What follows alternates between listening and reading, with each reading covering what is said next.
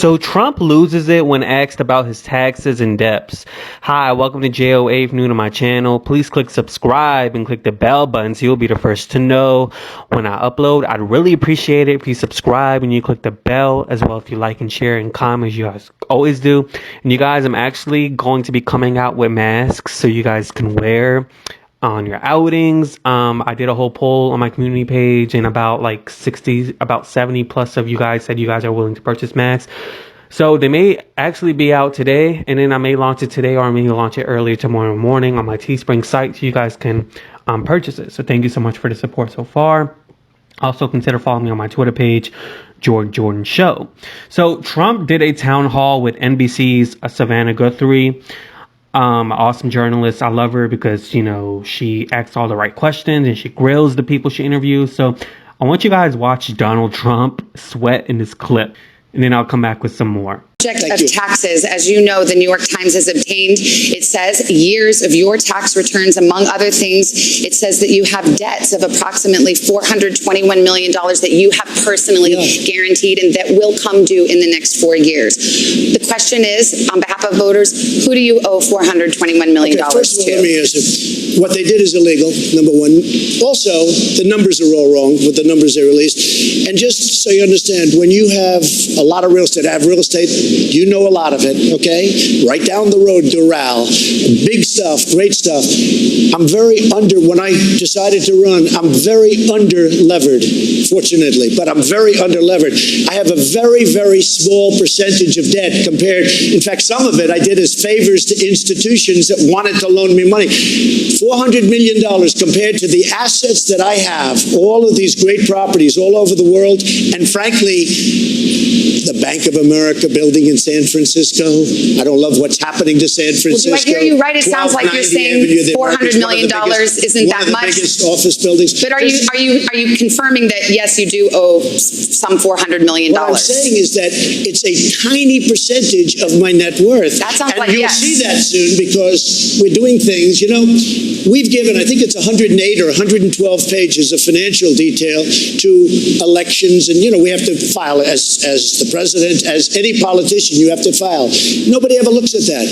When they do, they see how incredible the company is, but more importantly, they see where this debt is. No, I don't owe Russia money. I don't owe. I owe a very, very small. It's called mortgages. Yeah. People have a house. Any foreign bank, any foreign entity. Not that I know of, but I will probably, because it's so easy to solve.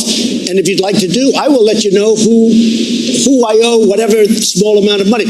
I want to say two things. Number one, it's a very small amount of money.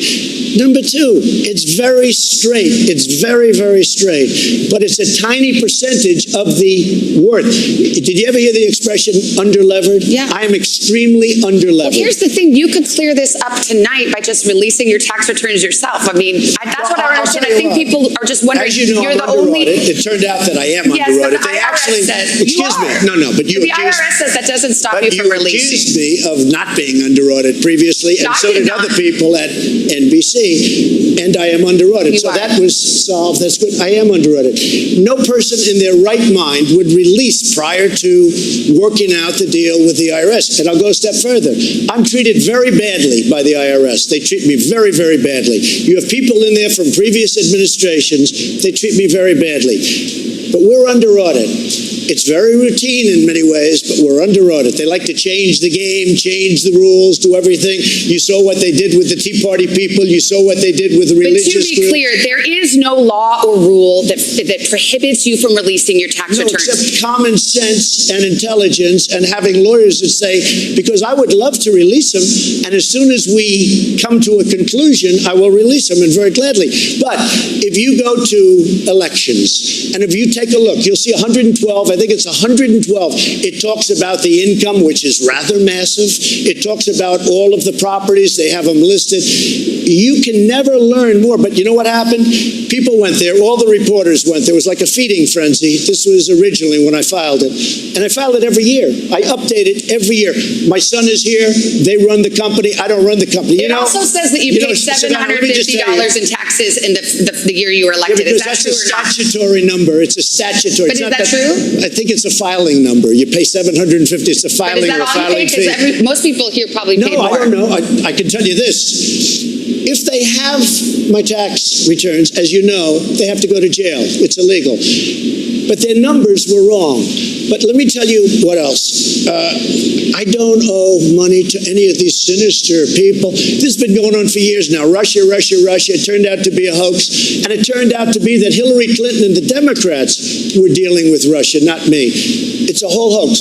So I would not mind at all saying who it is, but it's a very small. When you look at vast properties like I have, and they're big and they're beautiful and they're well located, when you look at that, the amount of money, $400 million, is a peanut. It's extremely underlevered. And it's levered with normal banks. Not a big deal. All right, let's take a break. We'll get more voter questions right. So here are some of the things that we know about Trump's tax returns, according to New York Post, as they broke the story, and Trump really got pissed off about this. He only paid $750 in taxes in both 2016 and 2017. You know, the story, like I said, was broke by the New York Post, and it really pissed Trump off.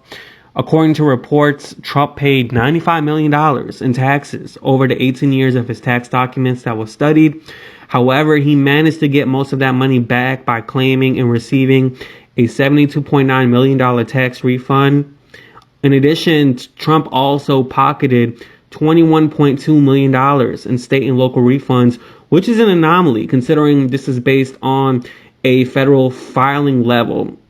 Now, you guys, I'm not an accountant. I'm just going on based on research and what I read. And what my question is, baby, please tell me what accountants you have to be getting away with all of this. I mean, I'm not promoting this, but I'm just saying that's a lot of money here. Okay, so we also know that Trump spent $70,000 on hair during his television show, The Apprentice. And Trump also classified his homes, his planes, and golf courses as a business expense. And you guys, I don't know what's going on with his hair, because I don't know if he gets a weave. I think he gets an attachment on his hair, you know, to make it look blonde with a weave. I don't know. Ladies, let me know how you guys do that. I know they have specific barbers that know how to do such things in different places around the world where they put, you know, wigs on men's head that really looks like actually real hair. So it is sad, because to say that from a branding standpoint, his brand was a successful businessman.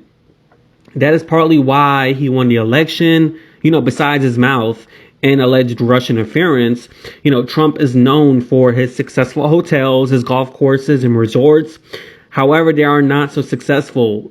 Trump has claimed $350 million in losses since the year 2000 on his golf courses, and his Trump International Hotel in Washington lost $55 million. Now, you guys all know Saudi Arabia and these big countries that have these bad laws against men and women, and people can't really be true to who they are, love Trump as well. So Trump basically does foreign visitors help support Trump properties. You know, since Trump began his presidential run, lobbyists, foreign governments, and politicians have lavished significant sums of money on his properties, a spending spree that raised questions about its propriety and legality.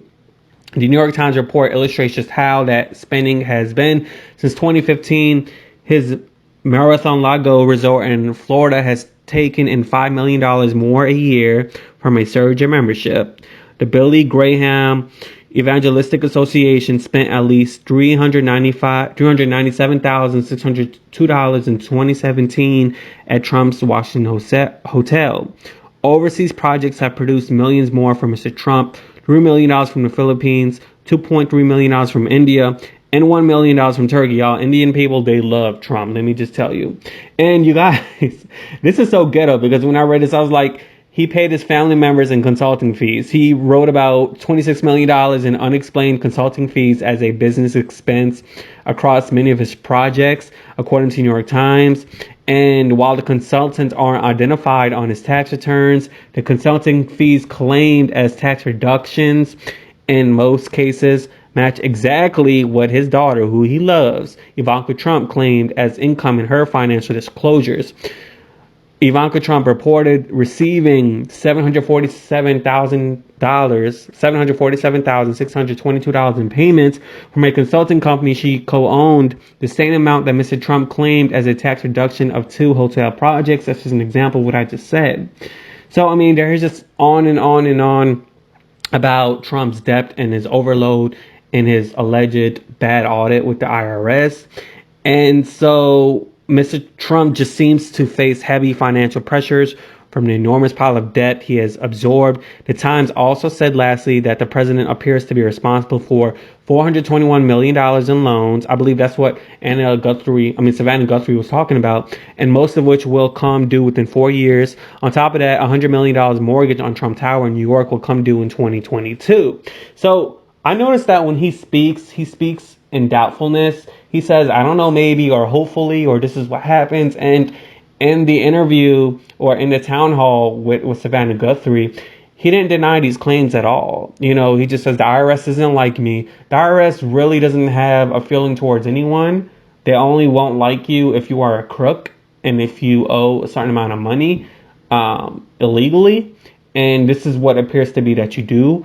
A lot of politicians are crooks. I'm not surprised by the situation, from local to national politicians. International politicians are crooks. This doesn't come surprising for me at all whatsoever.